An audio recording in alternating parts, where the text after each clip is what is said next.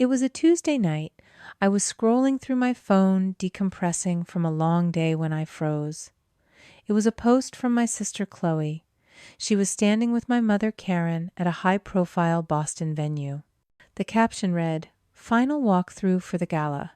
So blessed my mom is honoring me and my work this year. Can't wait to celebrate with our entire family." I read that last part twice. Entire family. She'd tagged the event planner, the caterer, the local paper. I was not invited.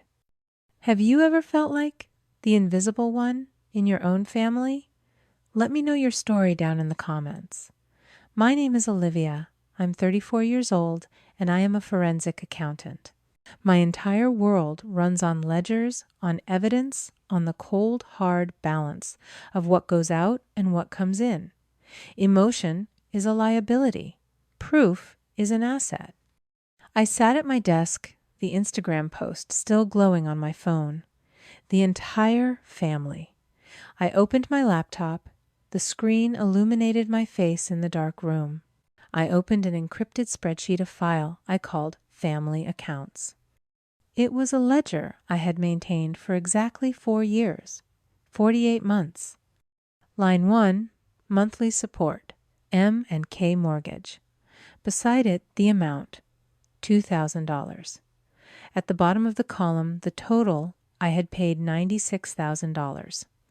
I had sent that money every single month without fail since my father Michael called me in a panic saying they were on the verge of foreclosure on their Beacon Hill home. I was the responsible one, the black sheep who was successful, but in a boring, non-glamorous way.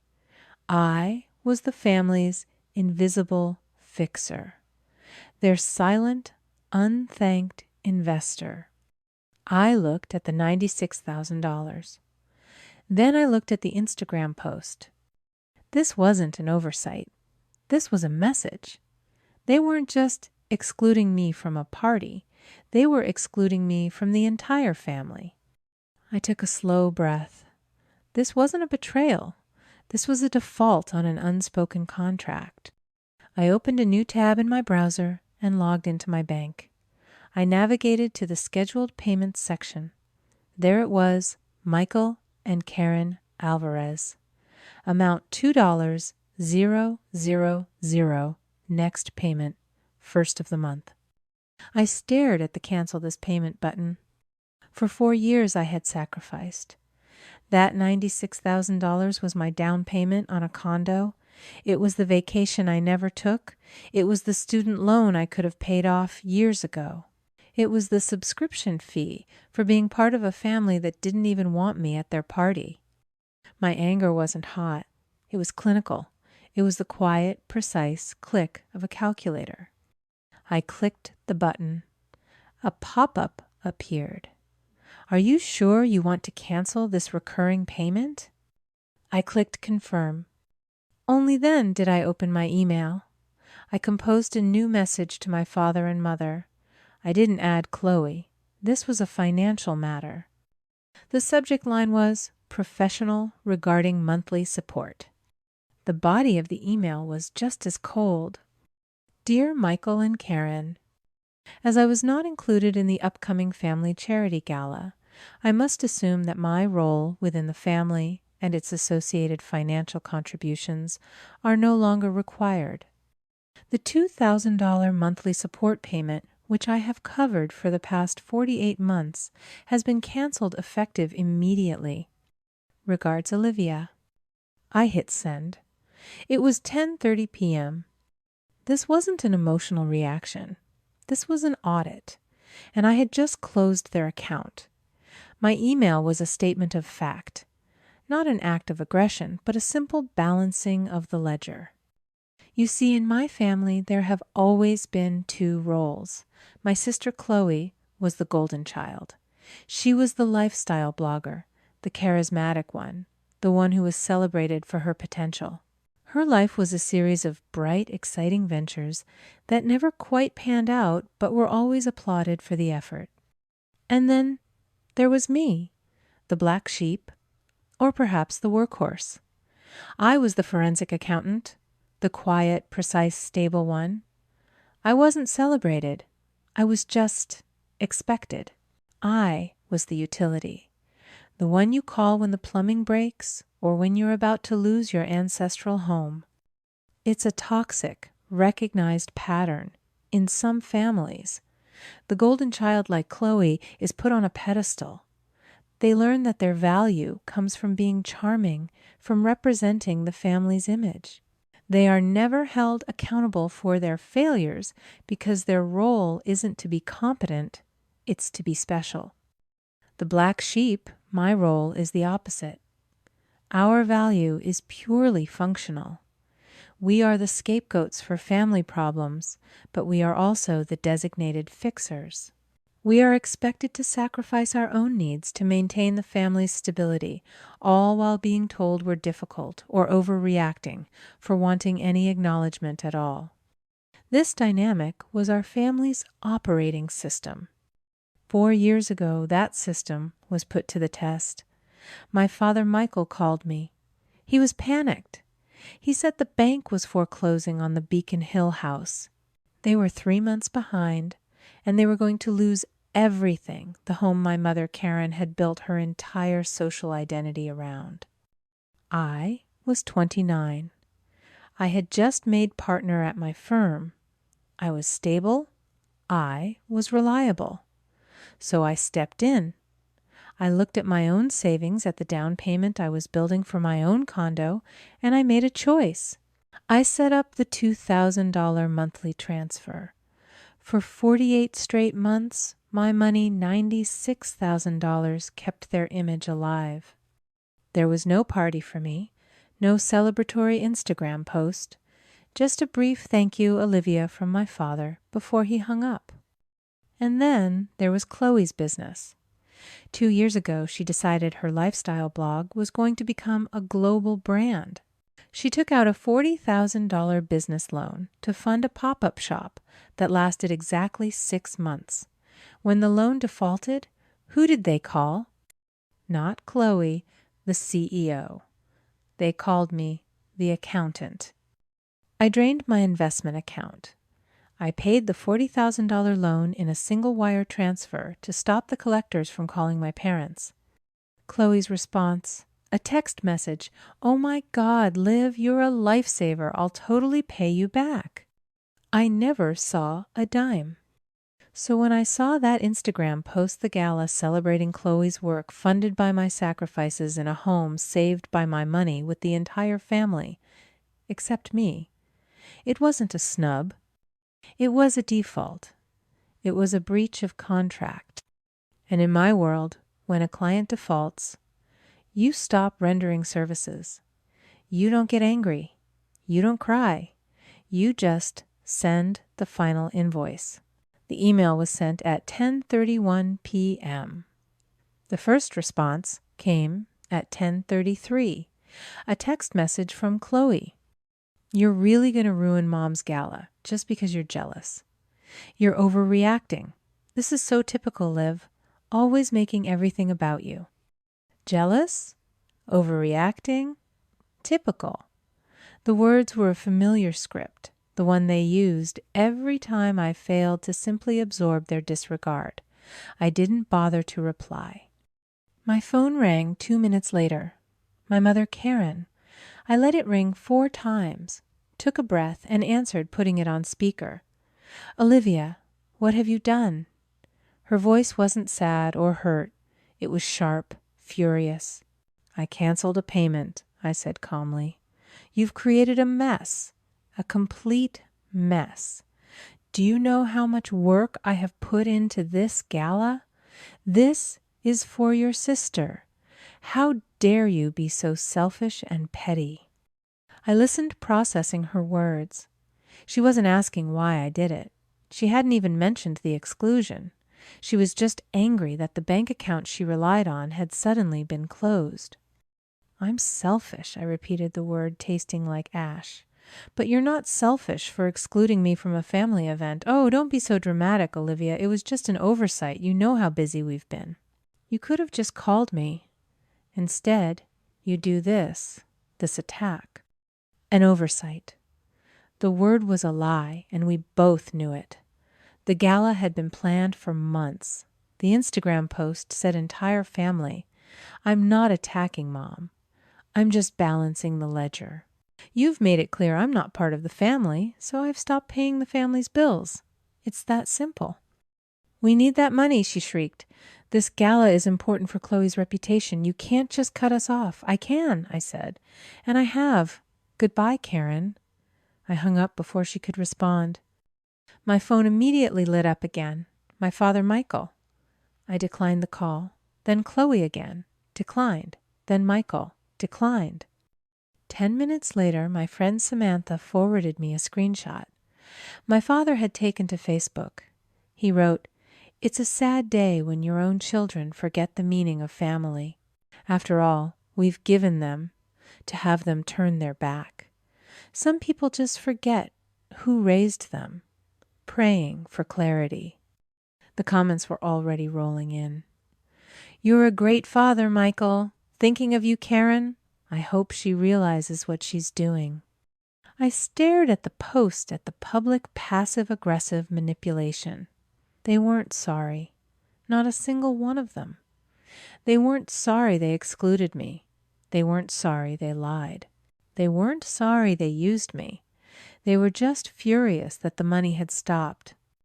I took a screenshot of the Facebook post and saved it to my encrypted file. This wasn't just a family dispute anymore. This was a debt. And I was a forensic accountant. I decided right then that I wasn't just stopping payments. I was getting my money back. Their attacks confirmed one thing. This wasn't an emotional problem. It was a financial one. And financial problems were my specialty. The next morning, I didn't check their social media. I didn't read their inevitable angry texts. I went to my office, brewed a cup of black coffee, and called my old college roommate, Samantha. Samantha and I were similar, which is probably why we stayed friends. While I went into the precise world of forensic accounting, she went into the combative world of family law. She was the only person who knew the full extent of my family's financial arrangements. "Olivia," she answered, her voice already sharp and alert. "It's early for you. Don't tell me you're calling to cancel brunch again." "I'm calling to retain you," I said. The line went quiet for a beat. "Okay. Who's the defendant?" "My family. Michael, Karen, and Chloe Alvarez." "It's about damn time," she said, and I heard the sound of a keyboard clicking. "New file. Alvarez versus Alvarez. Talk to me." "I need to formalize a debt," I said, pulling up my family accounts spreadsheet. 4 years ago, my parents were facing foreclosure. I agreed to cover their mortgage. "The $2,000 a month," I remember Sam said. "You've been paying it ever since." "Correct. 48 payments. A total of $96,000. Last night they informed me I was no longer part of the family by excluding me from a gala. I subsequently canceled the payment." "Good. Then I paid off a $40,000 business loan for Chloe 2 years ago, which was never repaid. That brings the total unsecured debt to $136,000. Samantha whistled. $136,000. And now they're cutting you off after you paid their bills. They're not just cutting me off, Sam. They're attacking me for stopping the payments. They're demanding the money. They're demanding the money you've been giving them?" "Correct. Olivia, this isn't just ungrateful. It's predatory. The $96,000 in particular. You sent that under the specific verbal contract that it was for their mortgage. If they used it for anything else that's fraud, by deception, what do you want to do?" I looked at the spreadsheet at the long list of dates and figures. "I'm not just cutting them off, Sam. I want it back. All of it."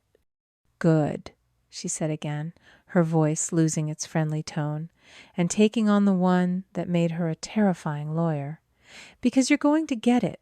Here's the first step. We're not suing. Not yet. We're going to send a formal demand letter. Explain, I said. It's the professional first shot. It puts them on notice that this is no longer a family spat. It's a legal and financial matter. I'll draft it this morning. It will be polite, professional, and absolutely lethal. It will outline the full amount, $136,000.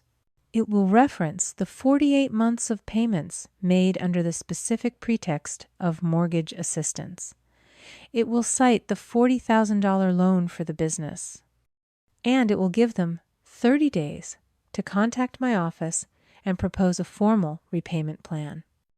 And if they don't, then we file, she said simply. But they will. A letter from a law firm has a way of cutting through the family drama. I'll have it messengered to their house by 5 p.m. today. Do it, I said. I hung up the phone. The family's gaslighting campaign, their angry texts, their Facebook posts, they were all irrelevant now. They were emotional noise.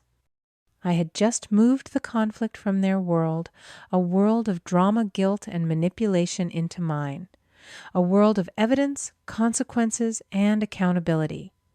Samantha called me back 2 days later. The demand letter had been delivered, but she wasn't calling about that. Her voice was different. It had lost its sharp legal edge and was replaced by something I rarely heard from her disbelief. Olivia, I was doing the due diligence on the property records before we file, just to have everything buttoned up.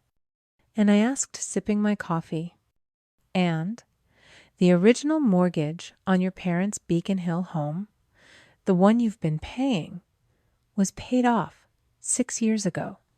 I put the coffee down. That's not possible. I've been sending them $2,000 a month for 4 years. I know, she said. I've run the title search 3 times. It's clean. The original loan was satisfied in full 6 years ago. So, Olivia, where has your $96,000 been going? The line went silent, but my mind was screaming. I hung up the phone. My apartment, usually a sanctuary of order, felt too small.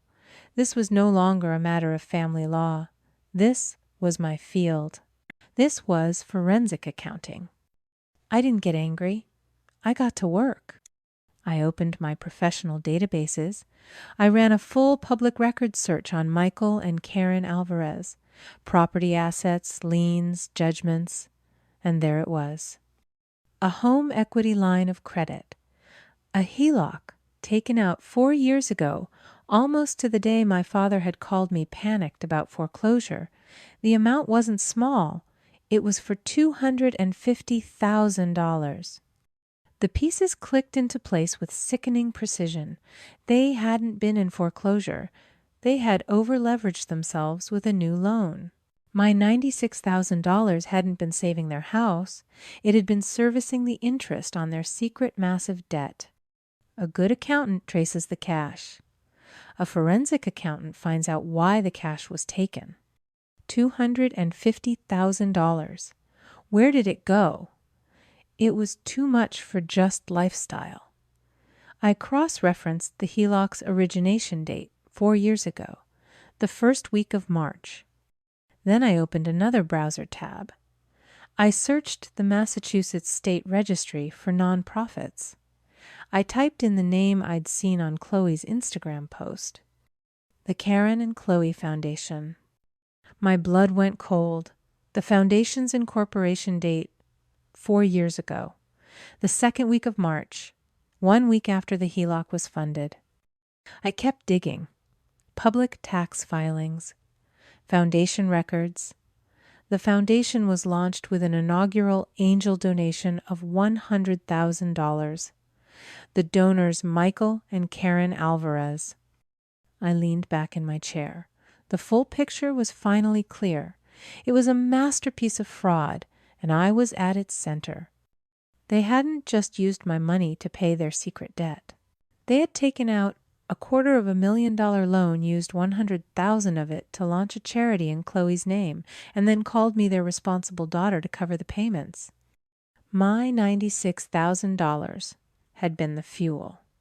It paid the interest on the loan that built the pedestal for my sister. And the gala. The gala I was excluded from, it was the celebration of that very foundation. They hadn't just excluded me from their party.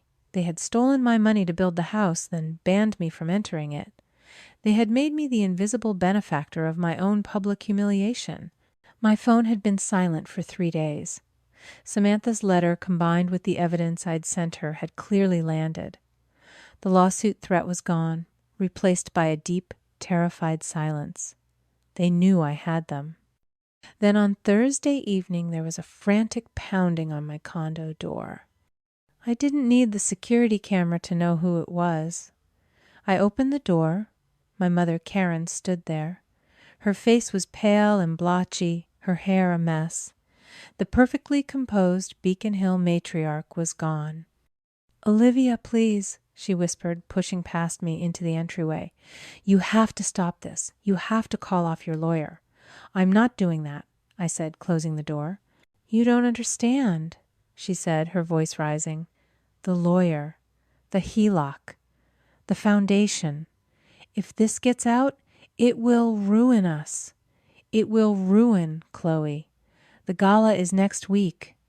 She was still talking about the gala, still talking about Chloe's reputation. Even now, faced with total destruction, her priorities were unchanged. "She's finally getting the recognition she deserves. You can't take that away from her. Please, Olivia, I'm begging you, make this go away. I'll make sure you're invited. We'll tell everyone it was a misunderstanding." I almost laughed.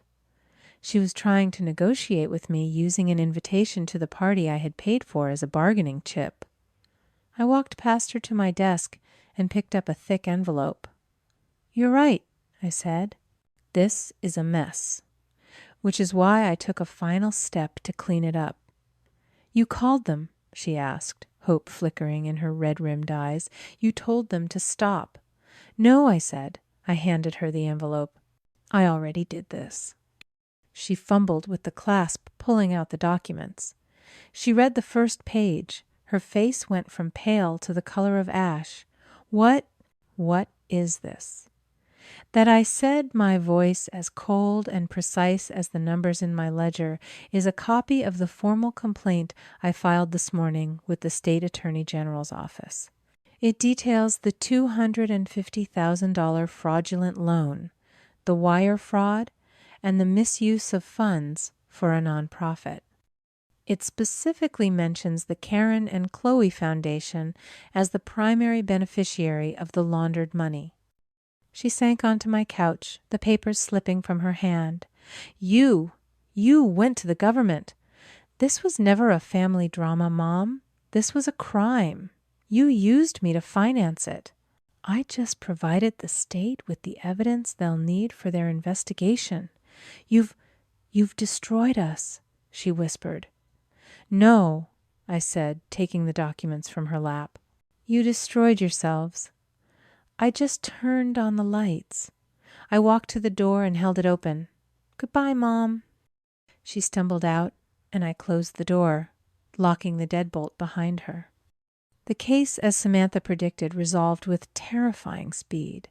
Faced with an attorney general's investigation and irrefutable evidence of fraud, my family folded. The gala was canceled. The foundation was dissolved immediately. To avoid criminal charges, my parents agreed to sell the Beacon Hill house, the symbol of their entire social identity. They had to pay back the HELOC, and from the remaining proceeds, a wire transfer appeared in my account. $136,000. I opened my family account's spreadsheet one last time. I stared at the numbers. The $96,000 I had paid, the $40,000 I had lost, the $136,000 I had recovered. It was all there. a perfect, balanced ledger. And then with a single click, I deleted the file forever. But the story doesn't end with a wire transfer. That's just accounting. There is a difference between the justice of punishment and the justice of the sower. Punishment only looks backward, settling old debts. But the justice of the sower looks forward. It takes the broken fallow ground of the past and plants a seed for the future. The next day, I transferred the entire $136,000 to my alma mater. I endowed a permanent scholarship, the Olivia Alvarez Fund for Women in Forensic Accounting. My stolen money, money taken to build a fake legacy for my sister, would now create a real permanent legacy for dozens of women I would never even meet. That was my final entry. That was the justice of the sower. And to you, to the person listening to this, the one who has always felt like you were on the fringes, I need you to hear this. To the one who was the responsible one, the quiet one, the one who was always just a little too much or never quite enough. To the one who was the scapegoat, the fixer, or the family's invisible ATM. Your value is not determined by their inability to see it. You do not exist to be a supporting character in someone else's story. You are not overreacting for wanting to be seen. You are not selfish for setting a boundary. You are not the black sheep. You are the one who finally and bravely decided to stop playing their game. Your worth is not negotiable. Thank you for listening to my story.